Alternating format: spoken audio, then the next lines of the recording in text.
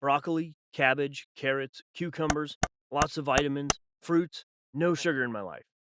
That's what I've been surrounding myself with for the last year. Proper nutrition is boring. That's what they tell me. But you know what? I'll tell you now why I started eating like this and about the advantages that I realized from all this. Hi, everyone. My name's Rick, and if you haven't met me just 2 years ago, you would have not recognized me because I was a fan of fatty junk food, sugary soda, and much more. To begin with, my family has never really adhered to the rules about food. My mother often cooked meat, she loved to fry it in butter, and we ate a lot of flour. Dad has a sweet tooth, so there were always sweets, pastries, and puddings in our house. All this brought pleasure. We bought food for 6 people every week, even though there were only 3 of us with our parents. Unbeknownst to us, we were getting fatter and fatter every year. Of course, my mother was worried about the weight, but there was nothing she could do about the whims.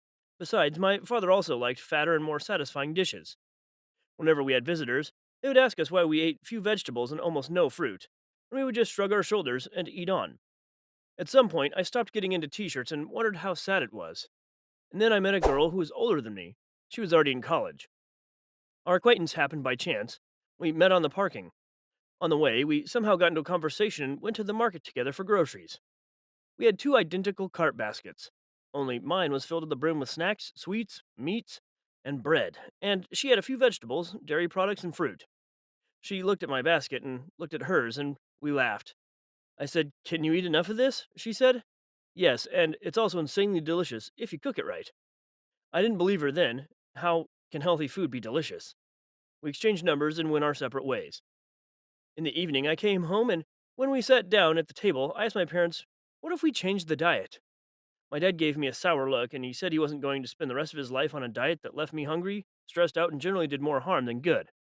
My father firmly believed that food should be a pleasure, otherwise, we deprived ourselves of the last joy. Mom didn't say anything, and I ate quite a bit and went to my room. In the evening, I wrote to that girl. Her name was Amelia.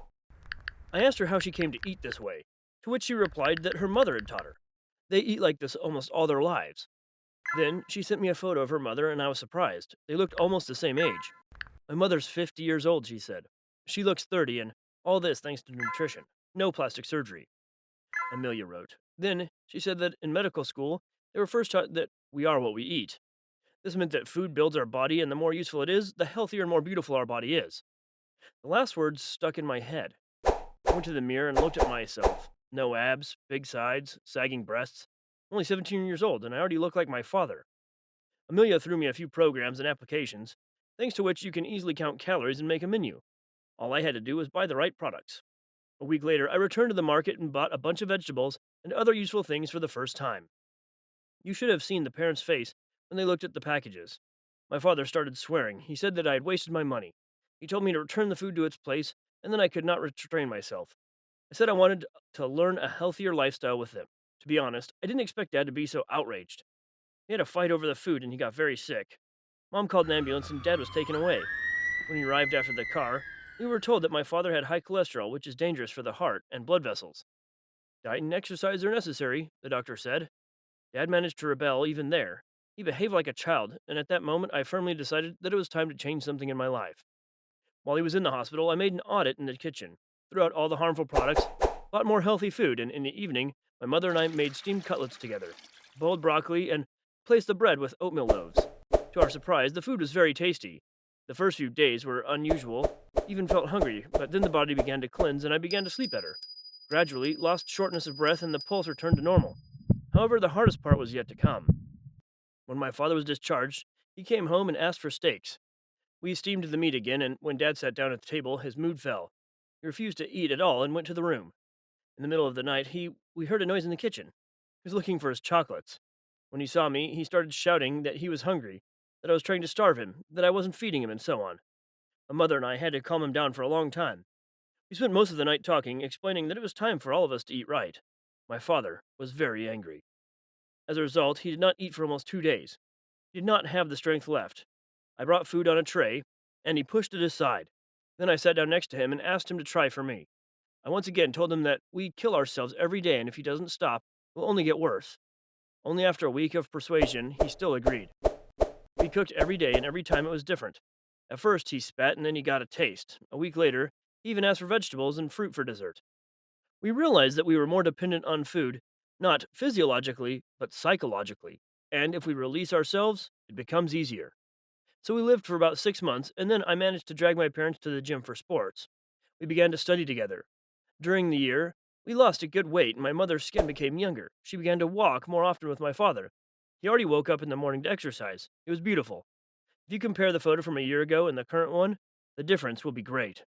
And just today, my dad thanked me for making him healthier, just like the rest of us. So I strongly advise everyone to think about what we eat and stop killing themselves with junk food every day. Tell me, did you guys like my story? Write your opinion about it in the comments below the video, and don't forget to put likes, share the video with your friends, and don't forget to subscribe to the channel.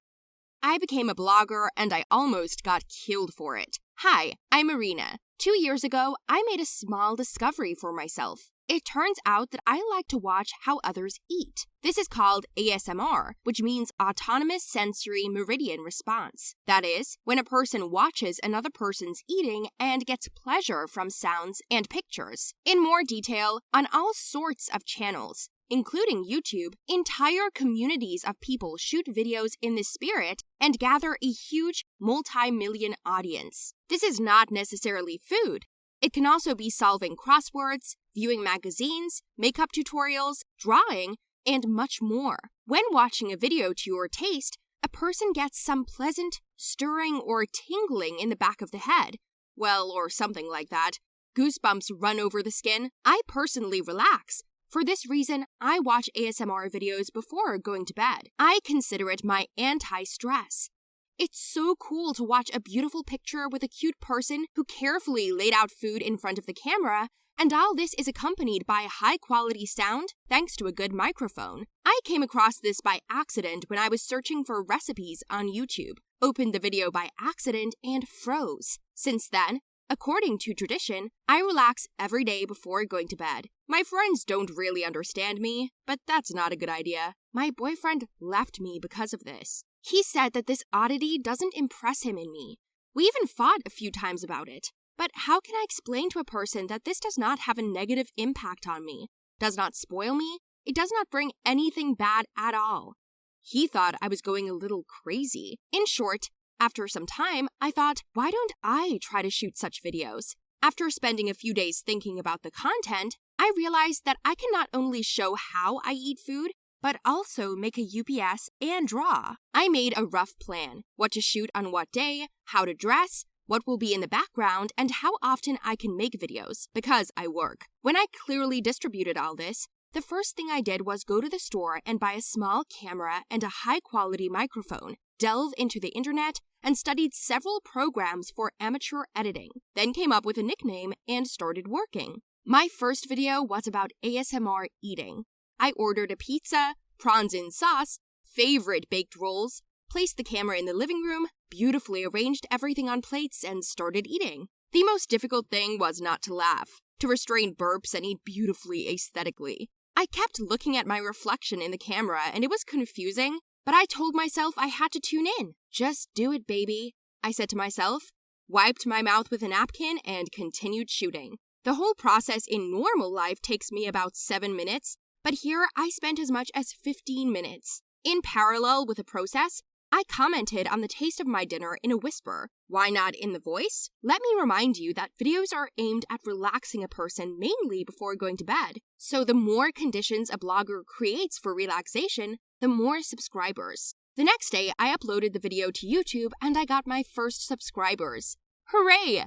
That was a compliment to me. If possible, I shot a video every 2 days. A day for shooting, a day for editing, and all over again. Only the content changed. Gradually, I got used to eating less like a pig, smiling more, and learning to express emotions with gestures. It helped when your mouth was full of food. The number of subscribers grew.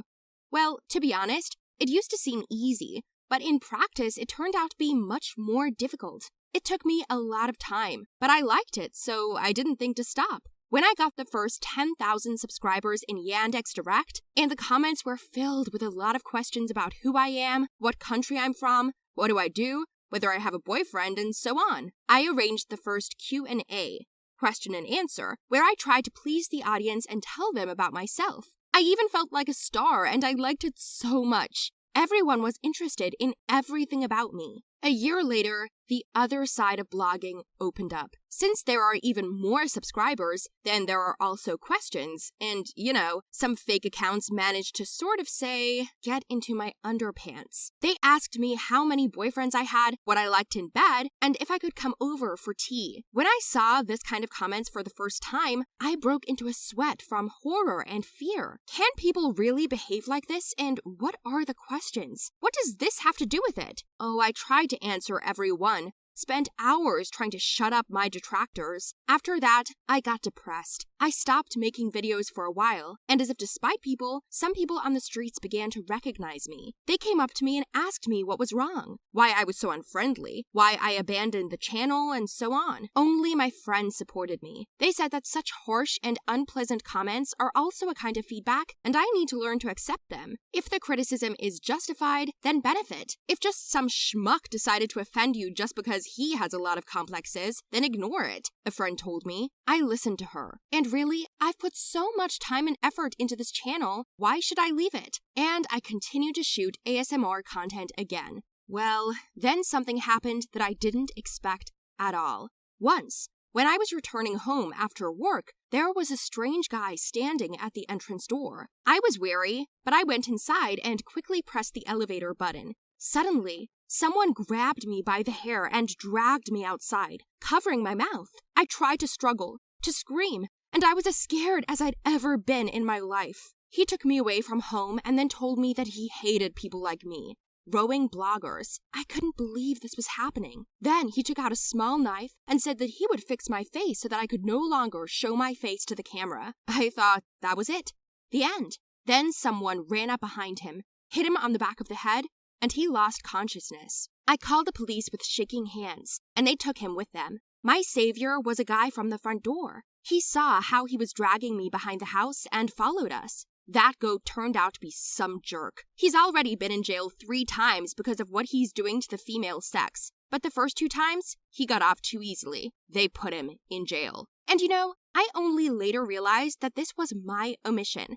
I was telling you what city I live in, and my videos could easily identify the area. That's how he found me. In general, since then I've become much more secretive, and here is my advice to novice bloggers. Tell about yourself only what cannot hurt, but never show the city, street, or house.